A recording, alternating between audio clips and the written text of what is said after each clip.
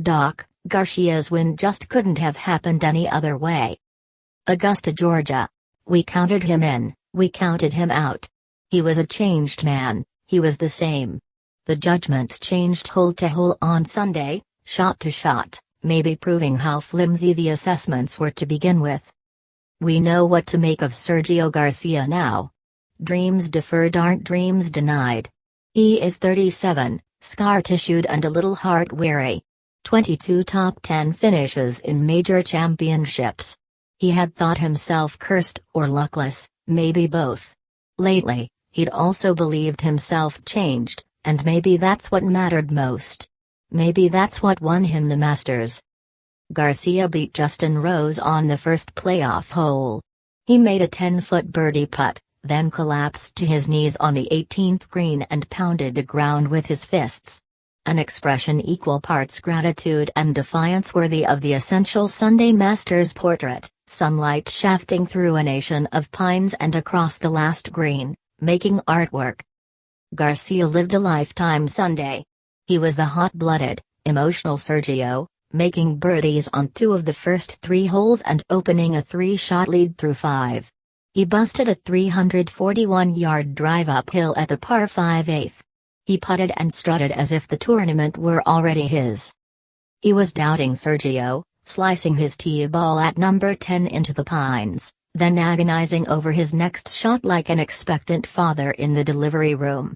He twitched with the wedge in his hands, he backed off, he started gripping and re-gripping the club, the way he did more than a decade ago, when Wags suggested he stop milking his clubs and start swinging them.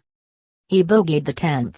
He sent his tee ball sailing wide left at number 11, and bogeyed again. He went from 3 shots ahead to 2 behind in 8 holes. After he'd bushwhacked himself by hitting his tee ball at number 13 to an unplayable spot in the picnic grove left of the fairway, we knew this: Garcia was the same guy we'd watched all these years, hot-blooded.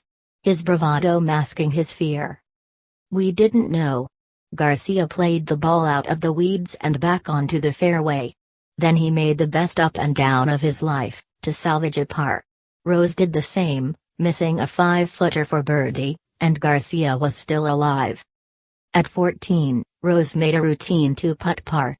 Garcia, his mojo restored, stuck his approach to 5 feet and made that for the birdie to cut Rose's lead to a shot.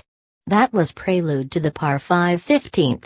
Garcia striped his tee ball down the fairway, then hit one of the best 8-irons I ever hit to within 15 feet of the hole. The eagle putt was true. It paused a nanosecond at the lip, then dropped in, and everything we thought we knew about Garcia changed again. He left birdie putts short at 16 and 17, a sign of nerves and proof it's hard to play golf while keeping your breakfast down. He and Rose made par on 18, each missing makeable tournament winners. Then came the playoff hole. After Rose pushed his tee shot into the pines to the right, the green jacket was Garcia's for the taking. He took it. All week, we asked Garcia to explain his better-than self. He'd become engaged, and will be married in July. He seemed to be competing against the golf courses and not himself. He got lots of changed man questions. "I'm working on trying to accept things," he said.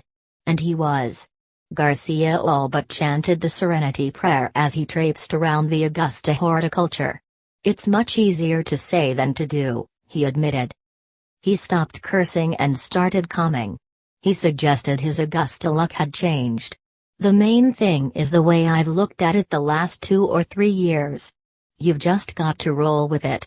Calm yourself down, take some nice, deep breaths." The karma showed itself Saturday.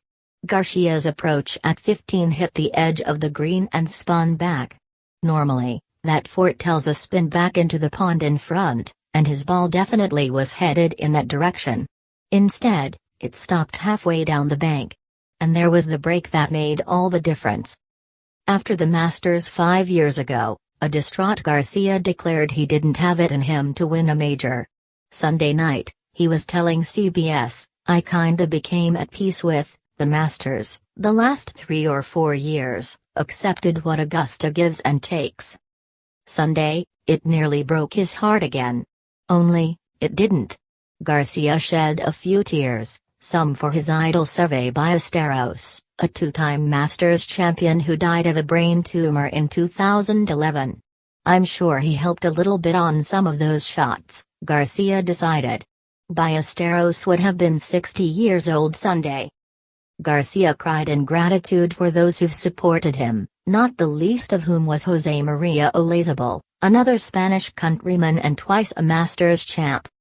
And he cried for himself, for the luck and grace and perseverance that brought him to the heights of being on his knees at about 7:30 Sunday night. We write our own stories. We decide who we are. The rest is fiction. It's been an amazing week, Garcia said. I'm going to enjoy it the rest of my life.